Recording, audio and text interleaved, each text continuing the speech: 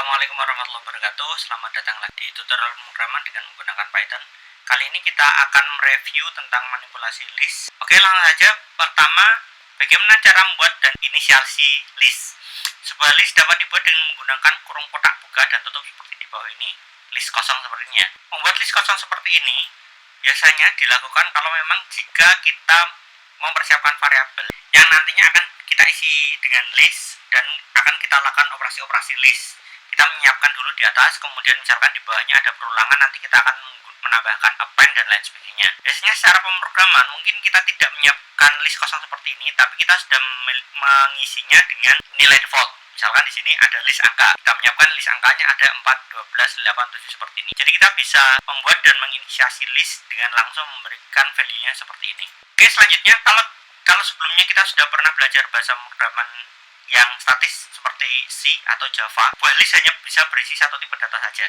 Misalkan kalau kita listnya integer, ya isinya integer, sama listnya string, ya string semua. Nah, kalau di Python, sama seperti di PHP atau di JavaScript, kita bisa mengisi listnya dengan tipe data yang berbeda-beda. Jadi contoh di sini ada list campur, isinya ada 15, ini tipe data integer.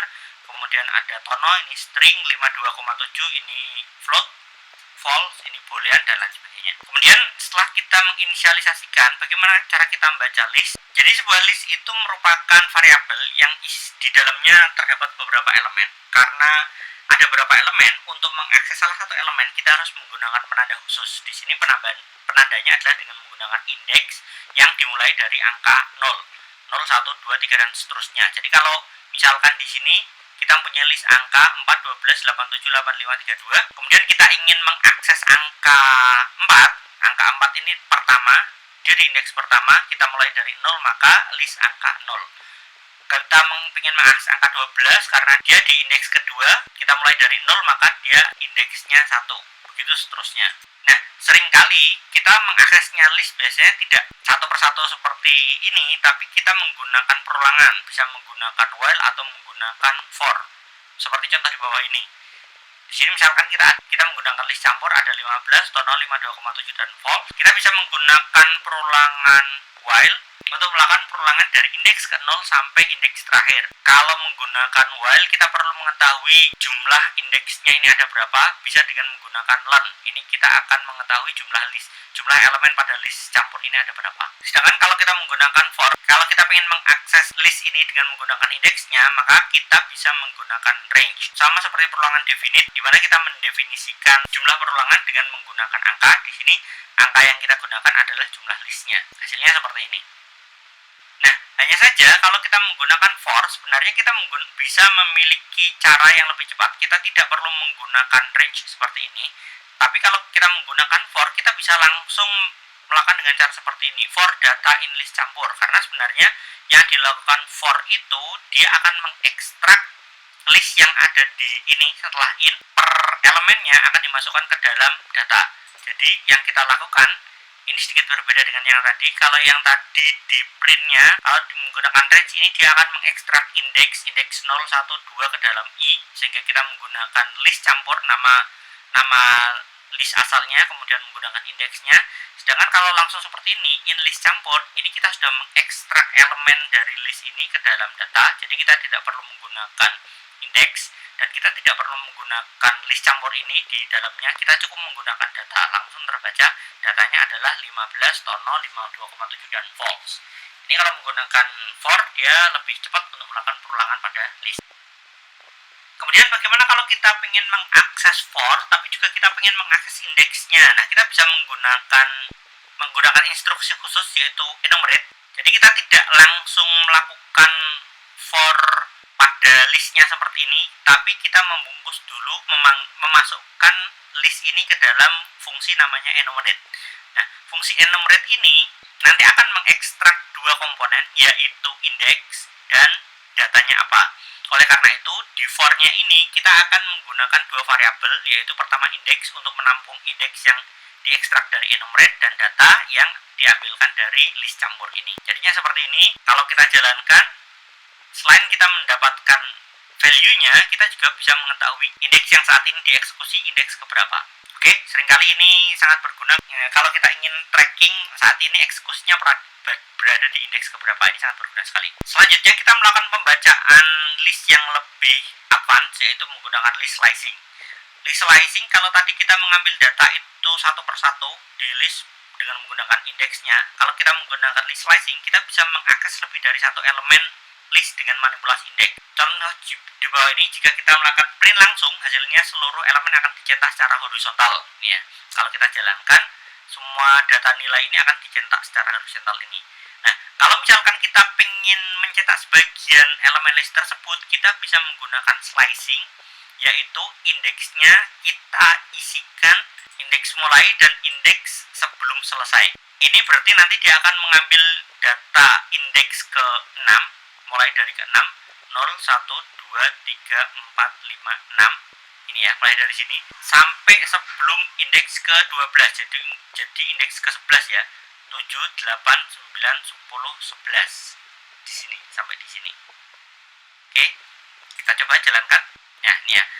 77, kebetulan angkanya sama, 77, 77 ini nggak sengaja ini. Jadi dengan menggunakan list slicing, kita bisa mengambil beberapa komponen sekaligus tanpa harus mengeceknya satu persatu. Kemudian di contoh yang kedua ini, kita mencontohkan di indeks pertama, kita tetap menggunakan titik 2 atau kalen di sini, tapi kita tidak menentukan indeks pertamanya berapa. Kalau kita tidak menentukan indeks pertamanya berapa, otomatis dia akan mengambil dari indeks yang 0 atau indeks pertama atau indeks nomor ke 0.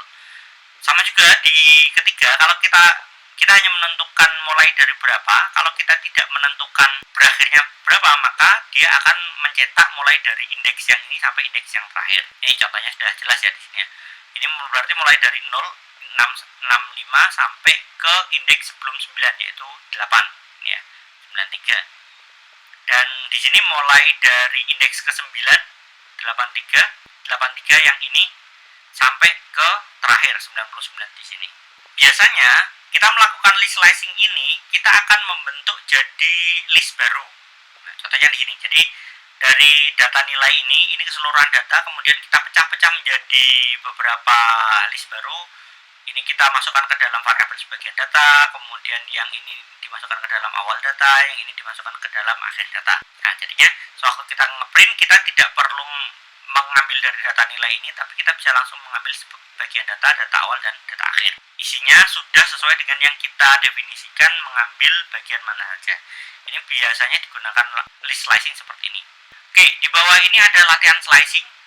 Kita coba latihan di sini berdasarkan yang sudah kita pelajari sebelumnya. Pertanyaannya, bagaimana cara melakukan slicing list hanya 3 elemen terakhir pada list yang memiliki ukuran data yang berbeda-beda?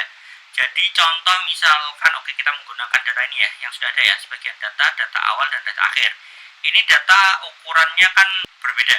Yang satu ini ukurannya 5, yang dua ukurannya 5, yang tiga ini ukurannya 7. Ukurannya berbeda. Kita mau mengambil pokoknya 3 yang terakhir.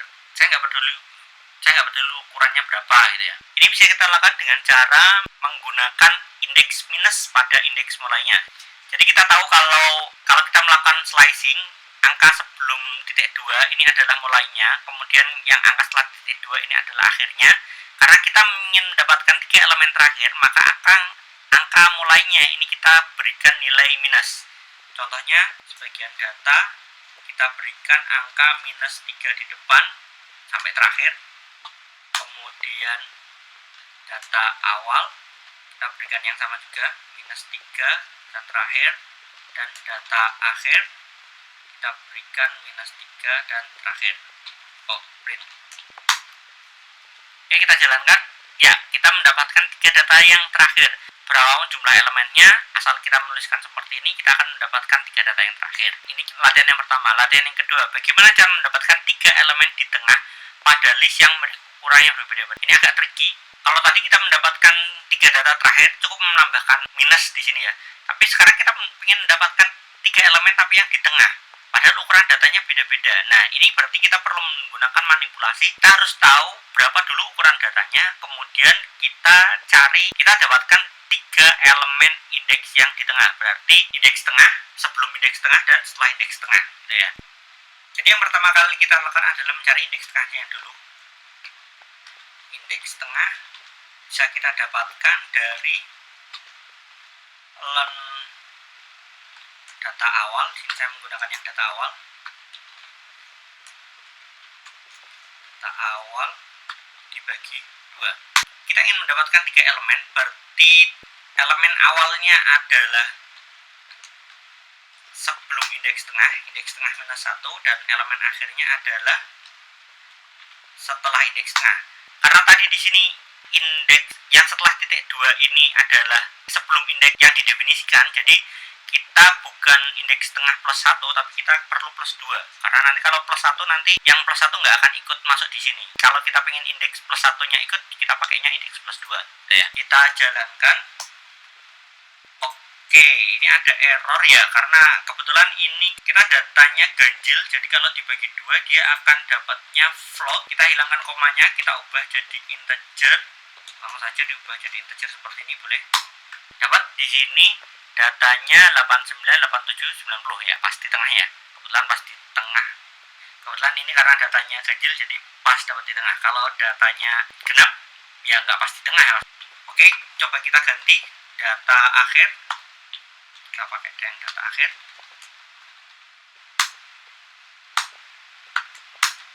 Ukurannya beda tapi logikanya masih tetap sama. Dan data akhir di sini ada 79, 77 dan 72 dengan menggunakan logika yang sama. Jadi itu untuk latihan slicing. Kita lanjutkan menambahkan elemen pada list. Untuk menambahkan elemen pada list kita menggunakan fungsi append. Jadi tadi di awal kita sudah mendefinisikan list kosong, kemudian eksekusi program selanjutnya kita ingin menambahkan data, kita bisa menggunakan append. Tadi kita tambahkan data append 15, 20 dan 22. Kita jalankan. Ya, kalau misalkan kita ingin inputnya secara dinamis dengan menggunakan perintah input, ya tinggal pakai perintah input aja ya. Inputan integer 50, ya, inputan string saya, ya dia akan masuk ke sini. Kalau kita ngomong dinamis, berarti tidak selalu perintah input, kadang-kadang bisa ngambil dari database, ngambil dari file, ngambil dari variabel lain dan lain sebagainya. Bisa digunakan seperti ini. Yang penting adalah fungsinya tetap menggunakan fungsi append. Kalau bisa menambahkan, seharusnya kita juga bisa menghapus. Untuk menghapus, kita bisa menggunakan 2 cara. Pertama yaitu dengan menggunakan pop untuk menghapus elemen berdasarkan indeks. Jadi kita sudah punya data list, data nilai seperti ini, kemudian kita mau menghapus indeks yang ke-10. Ini kenapa kayak ini ya? Saya hapus saja. Perlu. Saya ingin menghapus indeks yang 10. Pokoknya indeks yang 10 nggak tahu berapapun nilainya, pokoknya yang saya hapus adalah indeks yang 10. Jadi sebelum dihapus seperti ini, kemudian setelah dihapus ini indeks yang 10 berarti 0, 1, 2, 3, 4, 5, 6, 7, 8, 9, 10. Berarti 79 di sini hilang ya. 79 di sini hilang, langsung 77, 72 dan seterusnya. Kalau kita ingin menghapus berdasarkan nilai, kita bisa menggunakan remove. Misalkan di bawah ini kita ingin menghapus yang nilainya 90 dan yang nilainya 77 ya. Kita hapus. Ya, ini kita menghapus di sini yang 90 itu saya nggak tahu di indeks berapa. Oh, ternyata ini di indeks 0123. Jadi dihapus, kemudian 90 di sini. Kemudian saya menghapus yang nilainya 77 di indeks berapa. Nah, di sini ada 277. Yang dihapus dengan menggunakan perintah remove ini hanya satu yang paling awal ditemukan. Kalau kita ingin menghapus semuanya, berarti kita harus melakukan remove sampai datanya tidak ditemukan lagi. Oke, jadi menghapus bisa menggunakan 2 cara, bisa menggunakan pop. Kalau yang ingin kita hapus berdasarkan indeks, bisa menggunakan remove. Kalau yang ingin kita hapus berdasarkan nilai. Selanjutnya, bagaimana cara mengubahnya? Kalau kita ingin mengupdate data, ya sebenarnya mengupdate data ini paling mudah, sama seperti kita mengupdate data pada variabel biasa. Bedanya cuma kita tinggal menentukan indeksnya. Indeks yang mau dirubah indeks yang berapa. Ini misalkan contoh ini yang indeks kelima ini mau saya ubah 0, 1, 2, 3, 4, 5, jadi 73 ini saya ubah menjadi 98. Jadi di sini perbedaannya sebelum diubah ini 73, setelah diubah menjadi 98. Sama seperti pengubahan variabel biasa. Kemudian di bawah ini sama juga, yang di bawah ini saya mengubah indeks yang ke 0, indeks yang pertama ini ya. Yang 65 ini saya ubah menjadi 90. Sama seperti mengubah variabel biasa, bedanya cuman kita perlu menambahkan indeks saja. Oke, di bawah ada latihan lagi, yaitu latihan mengubah list. Buat fungsi untuk menghapus semua elemen yang memiliki nilai tertentu. Misalkan hapus semua elemen yang bernilai 77. Nah, ini tadi ya, contohnya tadi ya, di data nilai ini tadi Saya deklarasikan lagi di sini data nilai. Saya ingin menghapus semua nilai yang ada 77. Ya, kalau secara kasat mata kita tahu bahwa 77 dina 2, kita bisa menjalankan remove itu 2 kali. Tapi kan kita nggak selalu tahu ya bahwa nilainya 77 ini ada 2. Karena kita tidak tahu ada berapa nilai 77 yang ada di dalamnya, maka di sini kita menggunakan perulangan saja. Kita menggunakan perulangan while karena kita tidak bisa mendefinisikan secara pasti jumlahnya ada berapa. Kita menggunakan while, kita cek dulu apakah 77 itu ada di data nilai. Kalau ada di data nilai, kita melakukan data nilai remove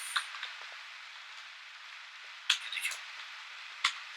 Ya, jadi di sini kita perulangan, kita mengecek dulu apakah 77 ini ada di data nilai. Kalau ada maka kita lakukan remove, kalau enggak ya berarti perulangannya selesai gitu ya. Kita cetak lagi biar kelihatan.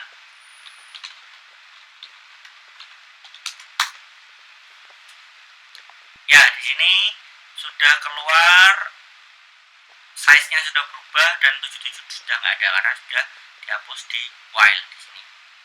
Oke, latihan yang pertama sudah oke. Yang kedua, buat fungsi untuk mengubah semua elemen.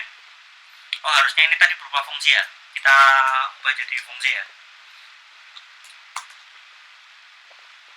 Def rem values data list. Yang kedua adalah value yang akan dihapus. Sama menggunakan ini. Bedanya kita menggunakan yang data list. Data list. Kalau sudah kita return aja. Return data list.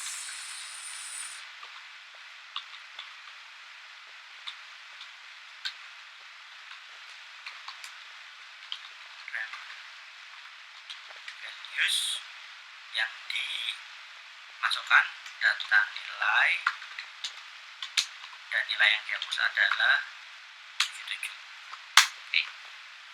Ya, hasilnya sama saja, cuman ini sudah jadi fungsi, jadi kita bisa menggunakan fungsi ini untuk operasi yang sama.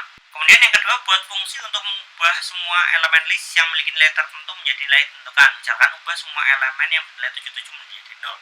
Hampir sama seperti ini, bedanya di sini kita tidak menghapus tapi kita mau mengubahnya gitu ya. Oke, sebelum saya jadikan fungsi, saya buat manualnya dulu. Kadang kita perlu ngoprek seperti ini.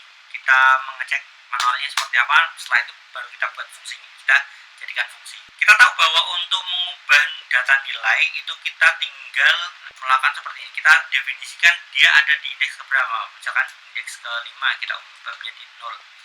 Ini indeks ke-77 dan indeks ke-1, 2, 3, 4, 5, 6, 7 di indeks ke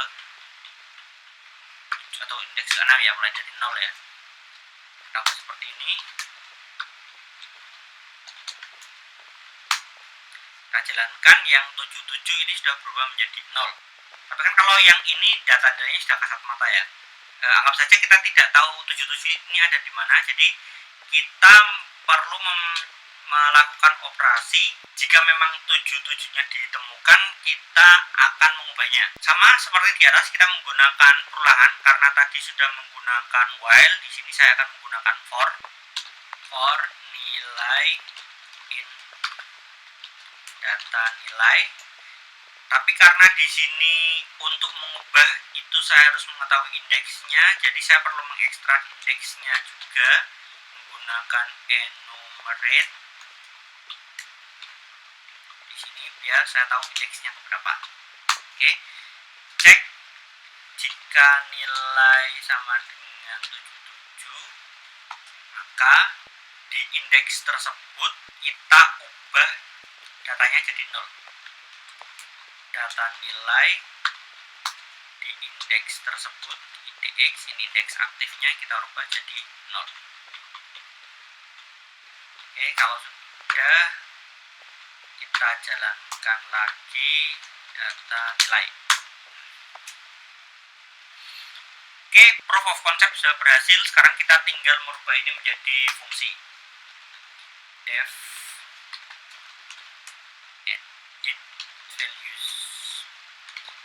data list, dan value yang mau diubah adalah value.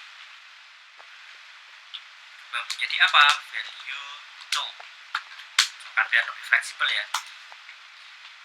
Jadi apa? Misalkan nggak harus berubah menjadi 0, bisa berubah menjadi 99 dan lain sebagainya.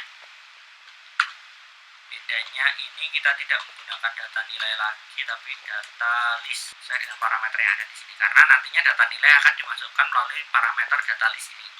Kemudian indeks tetap sama 77, kita sesuai dengan value yang mau dirubah.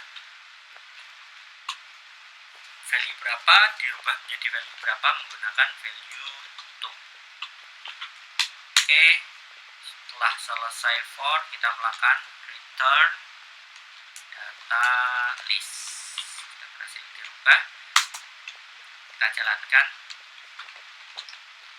edit values, data nilai, hasilnya adalah 77 dan dirubahnya menjadi 0.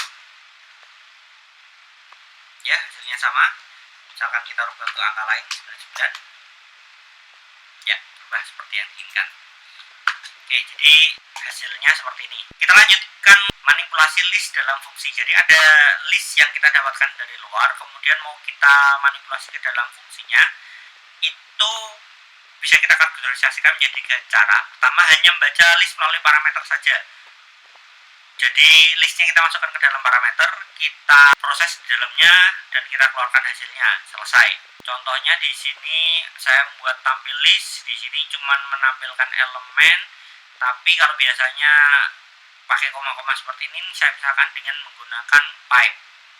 Kemudian total nilai, dari total nilai ini saya lakukan sum. Kita nggak melakukan perubahan apapun pada list yang dimasukkan ke dalam fungsi. Kemudian misalkan di fungsinya itu kita ingin melakukan perubahan pada list, kita bisa melakukan operasi pada list dan otomatis dia akan dirubah pada list asalnya dengan cara langsung seperti ini. Ya, kita buktikan saja. Data nilai ini tadi saya copy,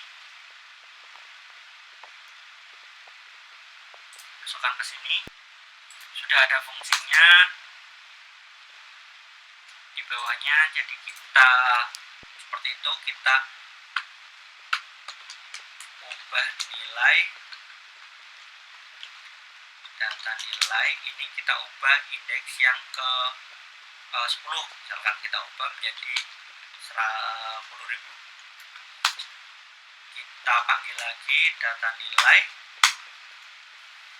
Ya, data nilainya sudah berubah seperti ini.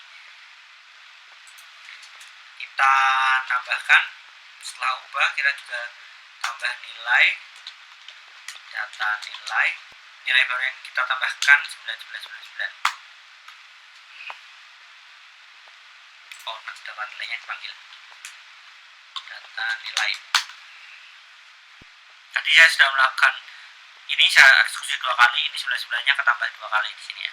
Oke, jadi begini kita masukkan list ke dalam parameter, kemudian kita ubah di dalam fungsi, otomatis list asalnya juga berubah. Tapi sebenarnya cara ini tidak direkomendasikan karena kita melakukan perubahan terhadap variabel yang ada di luar skop fungsi. Ini tidak direkomendasikan karena nanti akan susah ngetrace-nya. List ini dirubahnya di mana, itu akan susah ngetrace-nya karena kita membuat fungsi ini biasanya kan tidak pada file yang sama, ini kan di dalam file yang berbeda. Nanti ketika kita melakukan ini, kita harus ngetrace lagi ini di mana. Yang direkomendasikan adalah dengan menggunakan cara yang ketiga. Cara yang ketiga ini kita melakukan pengembalian nilai tipe data list. Jadi list yang kita dapat tadi kita masukkan ke dalam list yang baru, kita ubah, terserah kita mau ngapain aja. Kemudian kita return, kita kembalikan list yang baru. Di sini berarti kita tidak melakukan perubahan apapun pada list aslinya, kita membuat list baru kemudian menampilkan list yang sudah dibuat ini. Oke, di bawah ini contoh semuanya yang kita buat dari data nilai seperti ini. Tampil list is not defined. Oh, yang ini belum dijalankan tadi. Oke, ulang lagi.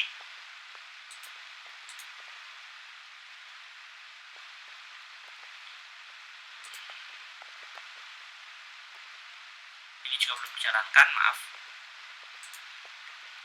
Jalankan lagi. Oke, ini sudah keluar semuanya. Yang atas ini list aslinya, kita menggunakan tampil list, fungsi tampil list untuk menampilkan nilai, kemudian total nilai yang fungsi yang sudah kita buat tadi. Kemudian di bawah ini kita melakukan perubahan di sini, kemudian kita melakukan penambahan 89 di sini, kemudian kita mereturn list yang baru tanpa mengubah list yang lama. Oke, cukup sekian materi review list, semoga bisa dipahami. Jika masih belum dapat dipahami, bisa diulangi lagi videonya, berhenti di tempat-tempat yang masih belum paham, diperhatikan sambil buka Google Colabs-nya, di otak-atik sendiri sampai bisa dipahami. Kalau masih belum paham juga, silahkan tanyakan di komentar, nanti akan dijawab. Oke, terima kasih. Cukup sekian dari saya. Assalamualaikum warahmatullahi wabarakatuh.